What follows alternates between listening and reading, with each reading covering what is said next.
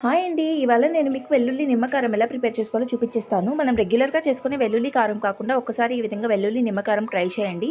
Look wise ఎంత టెంప్టింగ్‌గా ఉందో taste wise కూడా అంతే టెంప్టింగ్‌గా ఉంటుంది. టేస్ట్ చాలా బాగుంటుంది. ఫీవర్ వచ్చినప్పుడు నోరు చేదుగా ఉండి ఏం తినబుద్ధి కానప్పుడు ఇలాంటి రెసిపీస్ చేసుకొని చూడండి. ఒకసారి ముందుగా అయితే ప్యాన్ పెట్టేసుకొని అందులోకి ఆవాలు, మెంతులు వేసుకొని డ్రై రోస్ట్ చేసేసుకోవాలి లో ఫ్లేమ్‌లోనే. ఫ్రై అయిన వాటిని మిక్సీ జార్‌లోకి ట్రాన్స్ఫర్ చేసేసుకొని పౌడర్ పట్టుకోవాలండి చల్లారాక. నెక్స్ట్ 5 నిమ్మకాయల వరకు తీసేసుకొని మనం రసం తీసి పక్కన పెట్టుకోవాలి. పౌడర్ చేసి పెట్టుకున్న ఆవపిండిలోకి ఇప్పుడు మనం కారం, పసుపు, సాల్ట్, వెల్లుల్లి వేసుకొని మిక్స్ చేసుకోవాలండి. వెల్లుల్లి పొట్టు అయినా ఉంచుకోవచ్చు, లేదా పొట్టు అయినా ఒలుచుకోవచ్చు అండి. That's your choice.